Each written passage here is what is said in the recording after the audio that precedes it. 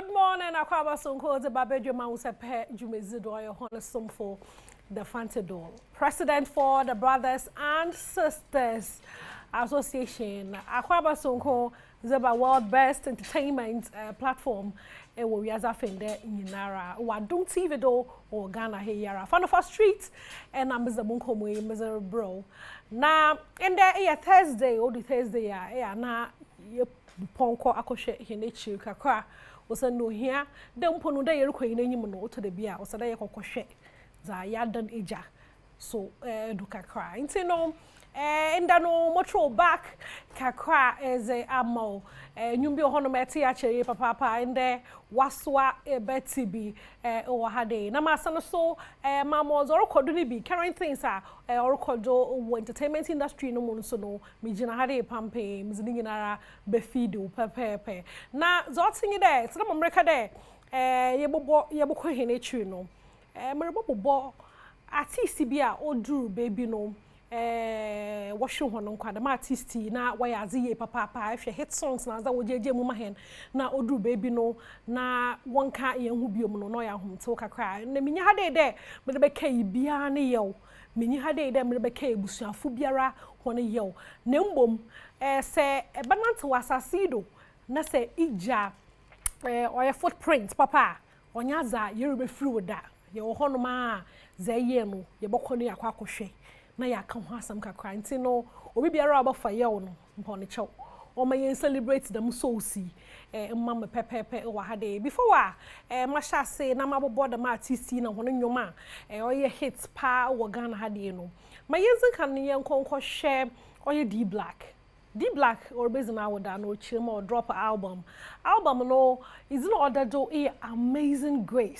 Amazing Grace album. Na Amazing Grace album no. I don't know where the sound of Joy's blessing. Oh, you mukre um. Wanye na ye nyum kru um, nyum na ye kama papa bia na nya chance. Who zo kodo social media na dance no enjoy D Black no nye Joy's blessing hono nyuma or drop album no obeje mama hen. You be a when you are hip hop gospel ha and no there's something for you. Oh, Amazing Grace album no do. D Black also Jim Amahon Kulem hip hop gospel on ye Joy's blessing we cook something nice was a brand into no video no behind the scenes warrior no and ye share no one chat and you know but drop papa e ba ma wasoa ate na itum na enjoy say you be a hip hop gospel because I na ye Christopher no ye dey your shazi dey aza to know the way shazi dey no ya shana yanke but enyum no ba or drop into a dropper mobedem bia ba ma waso at say away from that though yereka gospel asemi pe mamu fon keje minister so ne bado ati na sisi amyu ke so ide wi azu ha de nyina no nyimpa ohu azapa oye sofo so ne bado na he nyim da nyom no to so nyamezi no riye adwuma papa obe ne enwa me ye hu nyeme bia na sa no rizi enya ye nyim oka ye hu de be bia nti no minister ana pastor so ne badu pocho bre wonyim ai na za nyamezi mo no enye ne nche. Don't take that anointing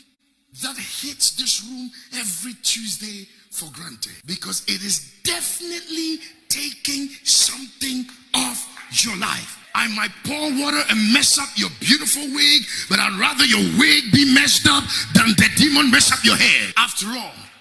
who made those wigs? Did you not know that sometimes the wig you buy, the one whose hair is, or some of you who want the human hair, those of you want the real human hair, you've moved from synthetic to human hair, don't you? Whose head was that hair on?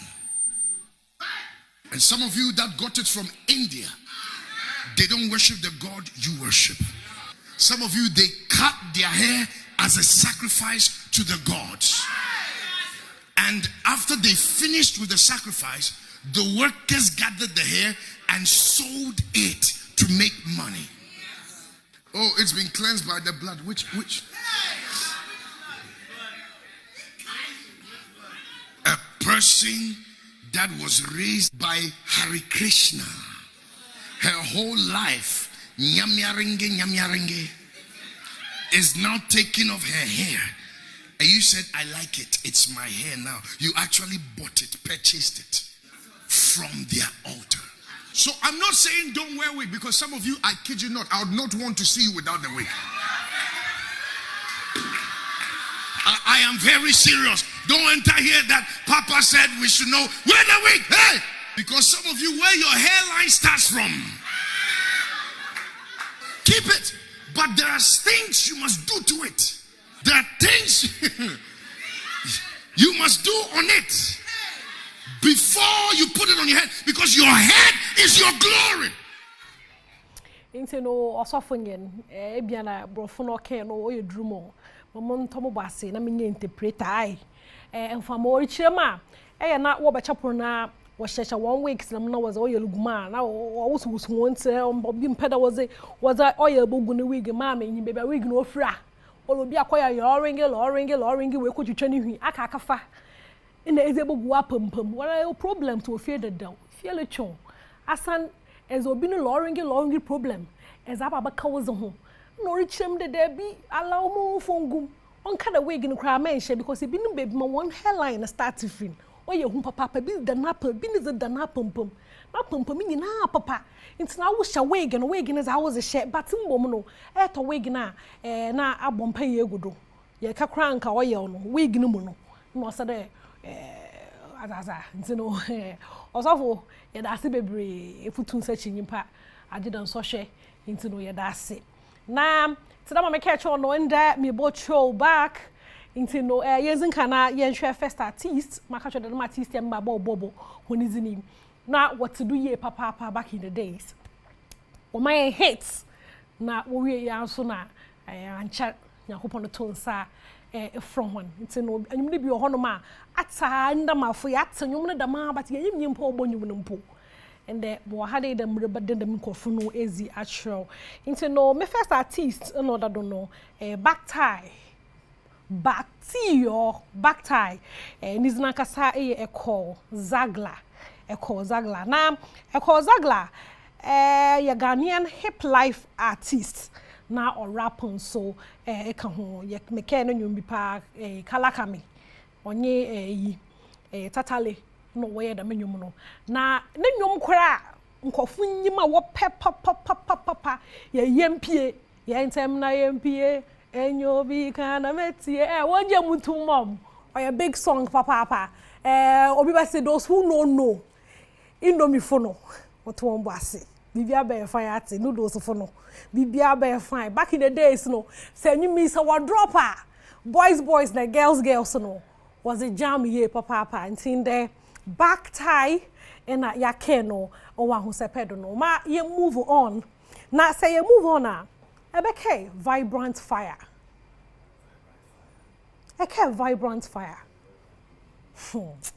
abrense be me yesu okrom ha formally no onye shatter movement onye shatter wale no zin kind of sign no na my time no fun is a scale na Mr Logic about fun to 2011 mu ho osisa nizin to Mr Logic doesn't mean no man vibrant fire no na me care pa ya na reho some vibrant fire ya won man ya nya na say there was motor ride be abon we masa but ya wa hade dey be gye na nwa na you celebrate one it's no your mampe weba jebu my hand no dance hall artists papa ujana nando ye papa hit song can say pa so no 23rd October 2016 and yenya nte there as a on kata so fasa so ho we are wholesome nan so no ye celebrate no and then nyom mampe na ye te no na ye free ho no we na eke de menum ya na kwale me love you enemo koni tomobo mi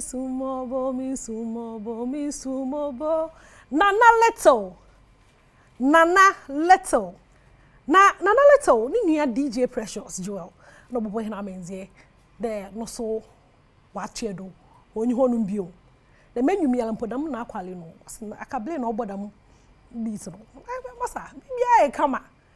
nso no sisi ya nka ye hu biom but my enke no na akwa alenyum no enye ne say de o yare kakra nso no wentum na wansa na meka ye no ho otuedo konin say nso no no ho asamara nyen yentuedo onko Tommy wiedu oh no so o chirema bi no mu chirema na jemoje no kwafi ni se wo na politin back chiche no ko no chede oh oyare hu so ne nwumi afa na mehia midwe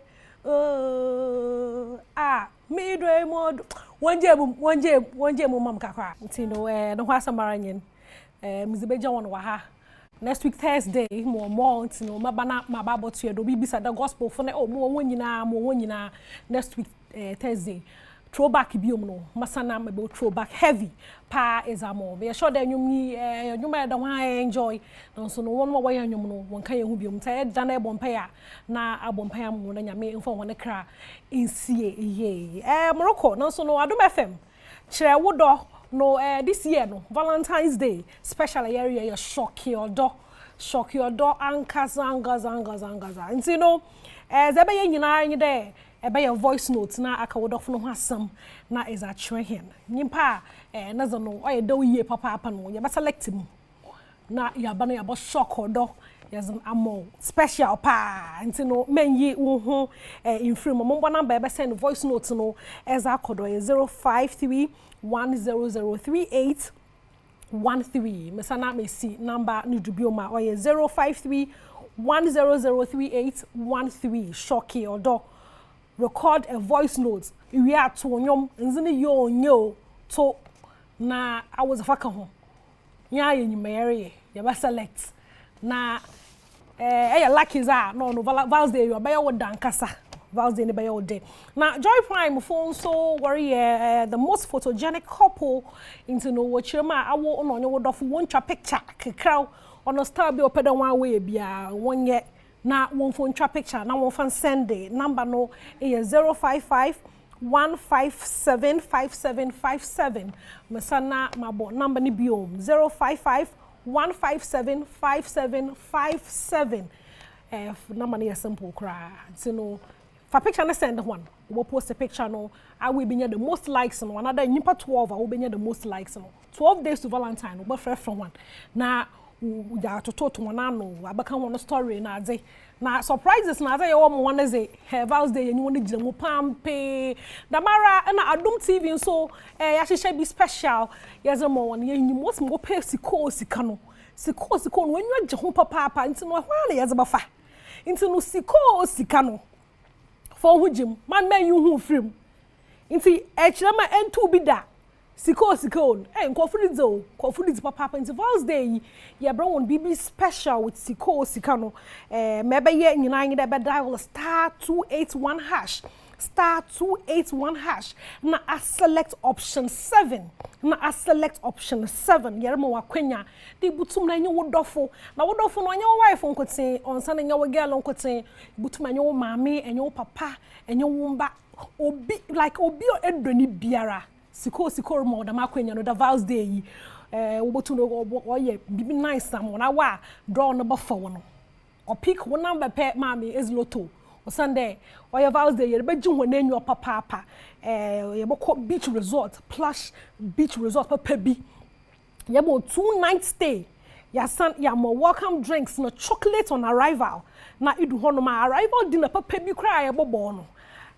romantic dinner live band and glass of sparkling wine na ya more special massage romantic boat cruise and a complimentary zoo tour and pay ye a pabaze enya hin biara and a warto 10 Ghana cedis a ticket 10 Ghana you don't call me imagine there as a 10 Ghana as a kind of lucky draw no number no degree na the minya me mabubu nyinara awuna enjoy in the Val's Day hey menu asaro into no bomazana for wushem *281# and I select option 7 KO option 7 in the ibimia sika cha na di intino aha na mezi Badwam Ahosepe no mezi besi one more bo mo PD producer nyamisha papa weba a directing Richmond kakenya mesi enyim bibia kama as a mom production for wa camera light sound obia nyamisha wonyina nyame Adom a ye basa na ye share follow mo social media handles ni nyina do eko Facebook or Fantadol Instagram Fantadol eko TikTok am wo Fantadol eba Twitter so a Fantadol follow na yezin saudo hono master do. Okay, into no minja one throwback which am missing minja one throwback on your cro into no coffee be wahen bro wenyim na so on kai you won't any